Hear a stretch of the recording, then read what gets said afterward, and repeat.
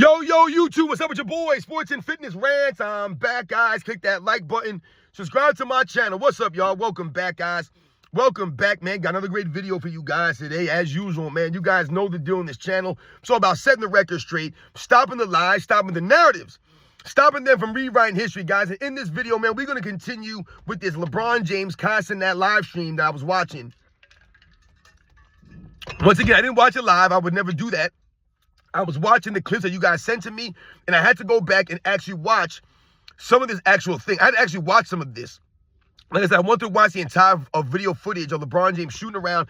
And as I was watching this, at the end, I came across a very weird, cringy, motivational, quote-unquote, motivational speech by LeBron James at the end of this thing. They ended the live stream with LeBron James giving a weird, like I said, cringy, it's supposed to be a quote-unquote motivational rant, speech or rant, whatever you want to call it. It was weird to me, man. We're going to talk about the things he said, because this is what I'm talking to you guys about with LeBron James. He has no class when this man was cursing all over the place. No class. You're there with a bunch of kids. Your daughter's there, your niece. These kids are 20 years old, 22 years old. I'm sure there's a bunch of kids that are following Kai Cenat that are 15, 16, 17. You know what I'm saying? He probably even younger than that. They're following this guy, Kai Cenat. Once again, you have to know your fan base, LeBron James. Know your audience. These guys out here cursing. Like I said, it was cringy as hell. What LeBron James saying, we're going to talk about this video, man. Because LeBron James is not a motivational speaker. He never inspires me when I hear him speak. He's never been that guy. He's just not, even though he tries to be. He's not, man. We're going to talk about this video. And I want to thank you guys, everyone across the world, everyone across the states has been supporting my channel. You guys know I am truly, truly humbled, man. Much respect to all the true fans out there that continue to roll with me, guys. It means a lot, for real, man. Shout out to everybody in the membership. And you guys know what to do, man. Turn the volume all the way up. Hit that play button. Remember, these videos are for educational purposes. And let's roll. So, yes, guys, like I said, man, I wanted to touch and do another video, a continuation, because this Kai Cenat LeBron James live stream, guys, there's so many cringy moments in it. And there's so much to unpack. There's so much to talk about. I guess I could probably do another video, and I think I might do another video just off this one live stream. And the weird, we know the weird LeBron James fans are gonna say I'm a hater. I'm just hating on LeBron. Anything LeBron James does, you guys gotta run with it. You guys gotta make videos about it.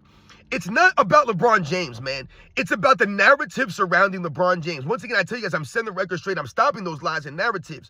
So in the other video I did, I talked about LeBron James bricking up all these shots again and how cringe he is because he takes all these threes, like he can shoot like that. And then he goes out there and don't make no shots. But they keep telling us LeBron James is a shooter, right? So once again, I'm stopping another narrative there. I'm highlighting that LeBron James cannot shoot. This is more evidence to support that. That's all I'm doing here. It's not a hate on LeBron James, man, right? Once again. And in this one, like I said, I want to talk and touch on this cringy, weird, motivational speech that LeBron James gave at the end of his live stream. Like I said, it was just weird stuff, man.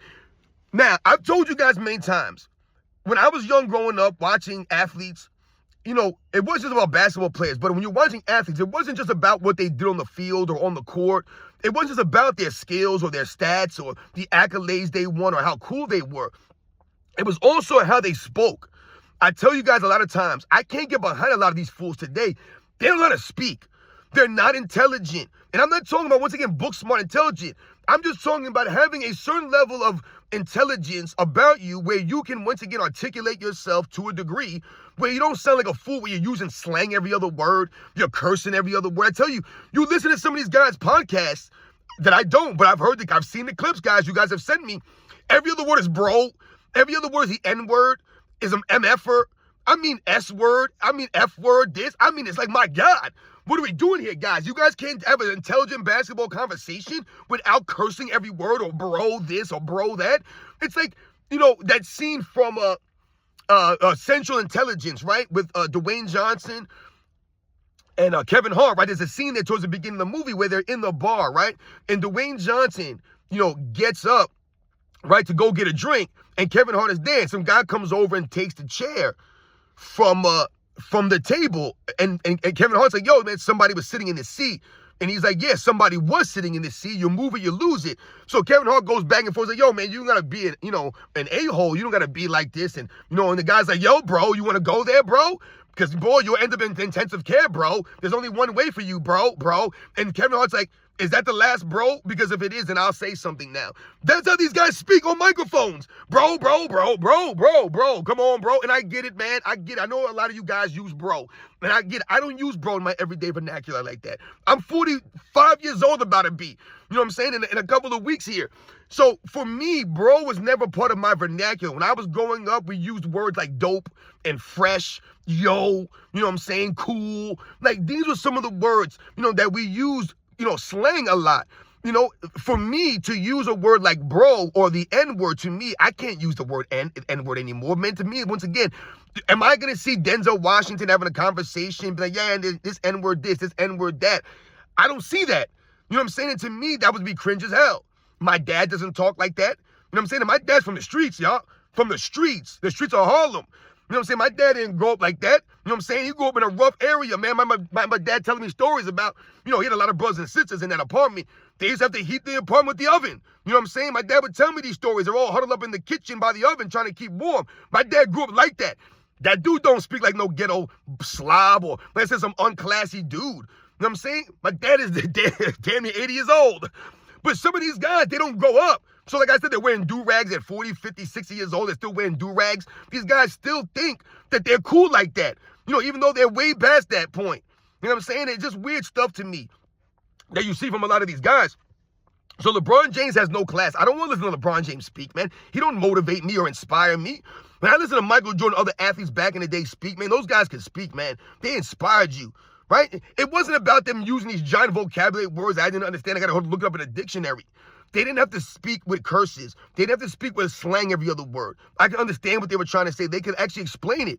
And once again, they said things that you wanted to hear. They didn't pump themselves up and celebrate themselves with narcissism and arrogance all the time. They didn't talk down to the common people. They didn't talk bad about the past eras, right?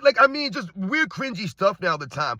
And these guys, when they talk, they're hypocrites. A lot of these guys say they're nothing but hypocrites. LeBron's is a big hypocrite. We all know he's a liar. He's a complete hypocrite, though. So like I said, I wrote down a bunch of things that he said here, word for word what he said at the end of this live stream, guys. This is a cringe motivational speech, guys. Cringe as hell. Just really weird. And he said a lot of generic things to me. Like I said, nothing inspiring at all. So he said nobody can do it by themselves. Now he's talking about life, right? He's saying even if you didn't grow up with a mother, you didn't grow up with a father, you grew up in this kind of environment, or people don't believe in you, and maybe you weren't good at sports and you weren't, blessed with the smarts or the genetics and, all this stuff he's talking about. And he's talking about nobody can do it by themselves, right? Which is funny to me because LeBron James always celebrates himself as if he did do it by himself. LeBron James fan base always tells us he ain't had no help. He's carrying bums. So LeBron James is trying to tell these kids over here on a live stream that no one can do it by themselves. He should be telling his fan base that because his fan base knocks Michael Jordan for having Scottie Pippen.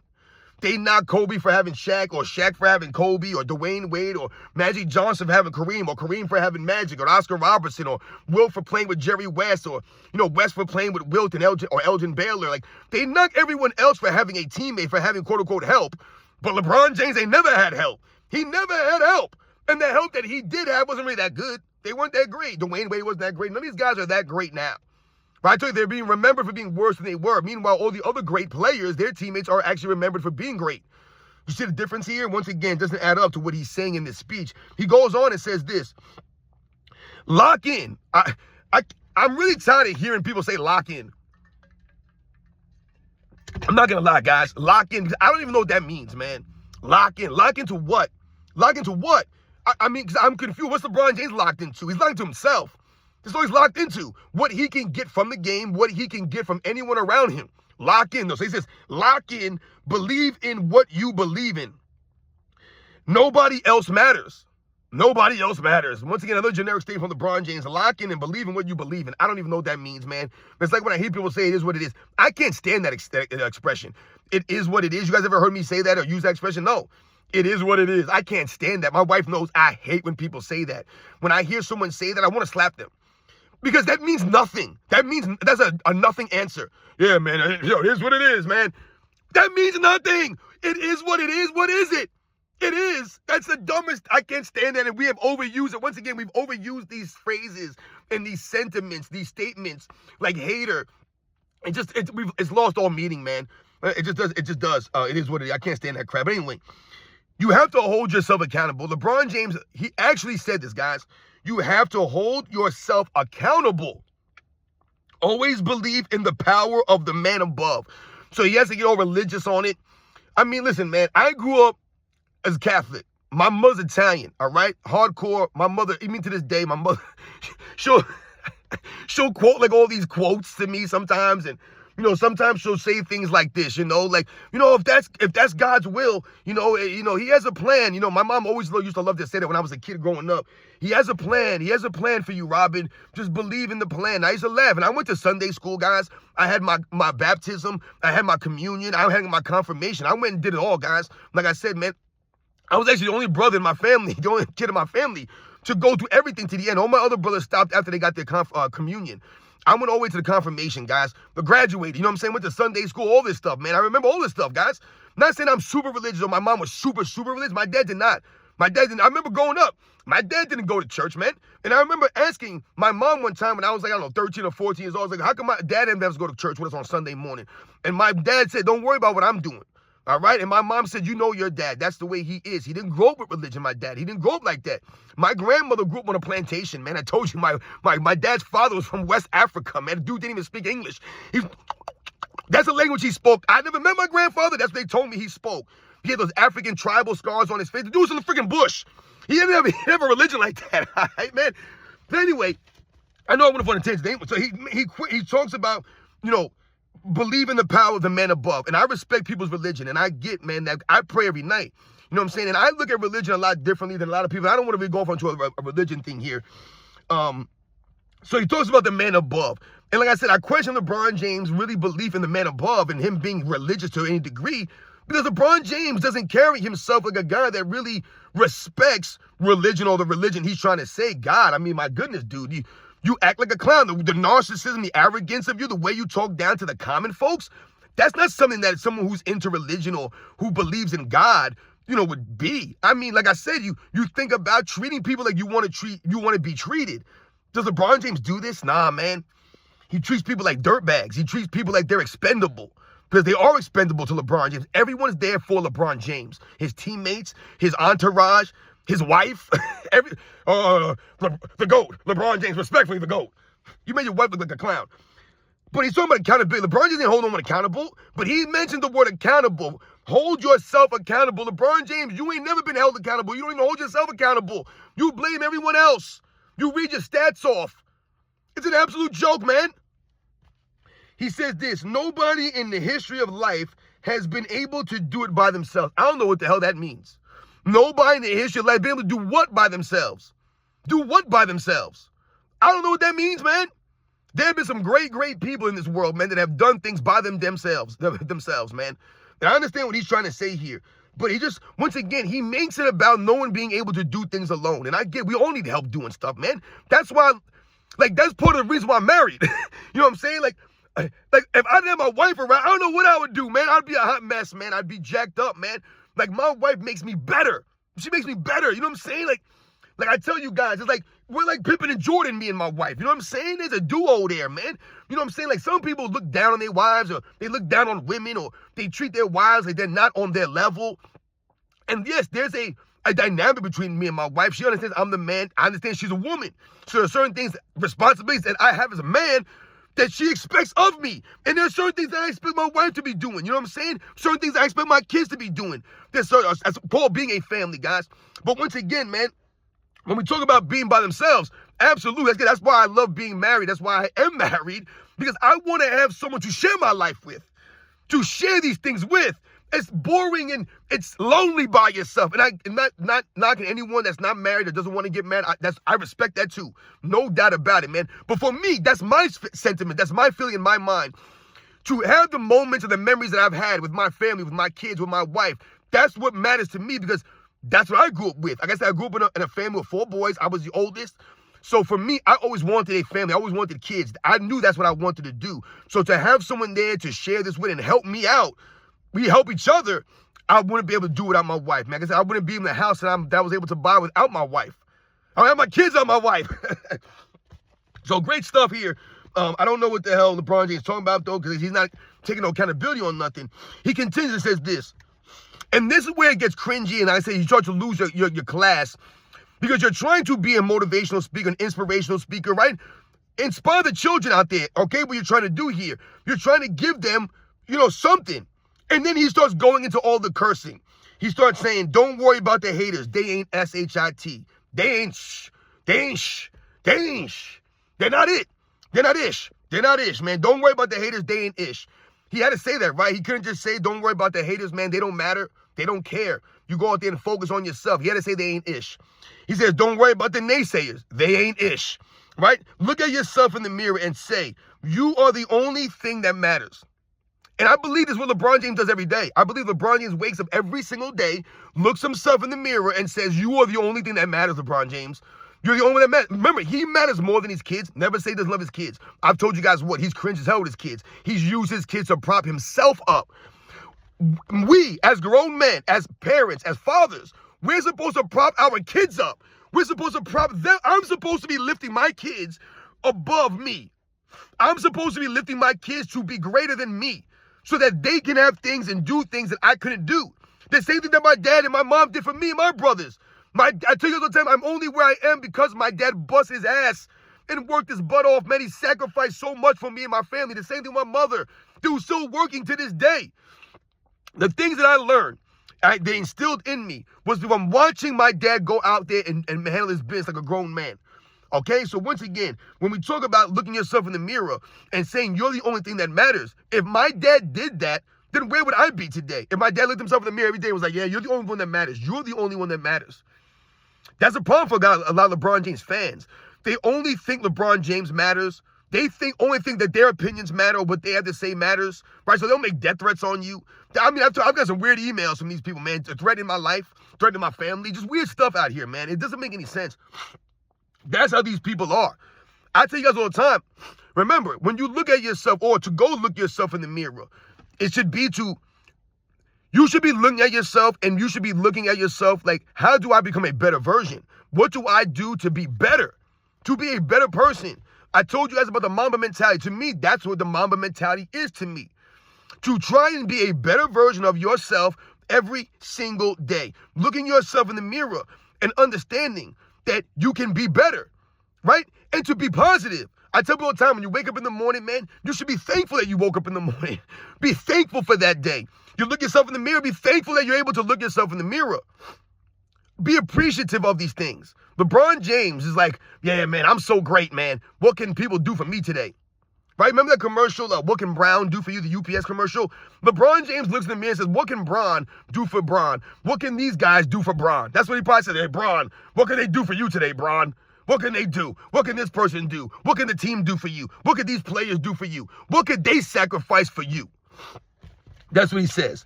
Then he brings up Theodore Roosevelt and some quote from Theodore Roosevelt called The Man in the Arena. I know you guys have probably heard of The Man in the Arena. And LeBron James says, what he's talking about, like, he's trying to tell you what the Theodore Roosevelt means about the man in the arena. He says, they never stepped in that arena, so they don't know what it feels like. At the end of the day, be true, be loyal, and be yourself. My man said loyal. I think about the words he used here. He used accountable. He used loyal. He says, look yourself in the mirror and say, you're the only thing that matters. No one can do it by themselves. All these things he says, this doesn't fall in line with his career and the way that he's carried himself. So like I said, your reputation doesn't back all this up. It doesn't. Be loyal. Where's your loyalty? You have no loyalty. You're like that song, these hoes ain't loyal. LeBron, you ain't loyal, clown. These hoes ain't loyal. Kevin Durant ain't loyal. LeBron James ain't loyal. Paul George ain't loyal. James Harden ain't loyal. These hoes ain't loyal, man. That's the facts here. These dudes are not loyal, but LeBron James is over here talking about loyal. And then the man signs off by saying, he says, King James signing off, and then does the crown me thing, guys. That's right. That's how he ended the motivational speech. King James signing off and then crowned himself. You guys remember Kobe Bryant when he gave that speech at the end of his career? He said, Mamba out, and he dropped the microphone on the ground. Mamba out. You got LeBron James, King James signing off. Dude, you don't have swag like that. You ain't that dude and you king yourself. Cringe. Cringe as hell. Like I said, dude's cursing out here. He cursed a bunch of times, dropped a bunch of F-bombs. Like I said, he hit ish a bunch of times in this motivational speech. Like I said, it was cringe as hell, man. He said a bunch of things that contradict and are hypocritical because LeBron James is a lying hypocrite that contradicts himself left and right. This is not a hate on LeBron James. I'm giving you guys the facts here. This is part of the reason why I tell you guys we don't respect LeBron James. To listen to him speak, he's not like, who's going to pay LeBron James to come and speak for them in public? Who's going to do this? I don't want to listen to LeBron James speak. He's terrible on the microphone, like a lot of these guys are. They're terrible on the microphone. They never say anything good. I mean, when he talked about, what did he say here? When he talked about, they don't know what it's like because they never stepped in the arena, right? They don't know what it's like because they never stepped in there. LeBron James told us to go back to our boring lives. So what does he know about our lives? You know, and that's what I'm saying with you guys. Like, he'll say that we don't know what it's like to be him or to play in the NBA or do this or be in that arena. Dude, you don't know what it's like to be us either. That's why I laugh at these guys like Kevin Durant when they talk down the common folks. Like, you know us. Like, you know who you're talking to. You don't know who you're talking to. You're talking to somebody on Twitter. You have no clue who these people are. They could have more money than you, right? They could be more successful than you. I mean, I just don't get these guys. They act as if everyone's beneath them because they're not a professional basketball player. Like, that's the end all, the A-all, B-all. If you ain't a pro athlete, then you're nobody. That's how Kevin Durant talks. That's how LeBron James acts. But LeBron is going to sit there and talk about man the arena. Yeah, they don't know what it's like to be there because they never stepped in foot in the arena. They don't know what dude, you don't know what it's like to be a construction worker. You don't know what it's like to work in the DMV. You know what I'm saying? You don't know what it's like to be a doctor during COVID. My mother was a nurse during COVID. My mom would come home and tell me some really crazy stories, man. Dead bodies piling up all over the place because they had no place to put these people. You ever been around that, LeBron James? You ever seen that kind of stuff? Have you ever been in a combat scenario like some of these war heroes that come home with missing legs, missing arms, right? PTSD, all jacked up, man, because they were out there fighting for your freedoms, LeBron James. Have you ever been in that arena? Have you ever been in that scenario? No, you haven't, but you guys out here talking nonsense about people and things that you don't know nothing about. Right? It's really weird to me how these guys will talk down the common folks, right? LeBron James fan base will make fun of plumbers, taxi cab drivers. You ever been a plumber? Have you ever been a taxi cab driver? You ever drive a taxi in the city? You ever try that? Try doing that. Think about how dangerous that is. Think about how crazy that job is, man. In a city that never sleeps. These guys don't know. They just talk down to people because they're not millionaires or they don't have status. They're just common folks. These people are doing hard jobs, man. They're doing tough jobs, right? You ever, my cousin, he works for Con Ed. He's been working for Con Ed for like 30 years, man. This dude's down in sewers sometimes, under the city, in these tunnels and under the ground. That ain't easy work, man. Some scary stuff down there sometimes, man. Come on now, what are we doing here? But LeBron James, it's hard to be a basketball player, boy. Let me tell you, that's a hard job. I got to run up and down the court, man, and get millions of dollars to do it, and it's a seasonal thing. You guys don't even play basketball all year long. You fly on private jets. Stop making it seem like you guys have it so hard now. You guys are in the easiest version of the NBA, the softest version of the NBA. You didn't have it harder than George Mikan. You didn't have it harder than Bill Russell or Will Chamberlain or any of those guys. Oscar Robertson, Jerry West, Elgin Baylor. You didn't have it easier than any of them dudes, man. So stop the nonsense. You guys are weak and soft, man. LeBron James is cringe as hell. That entire speech was cringe, guys. You guys know the deal, man. I'll catch you guys on the next one.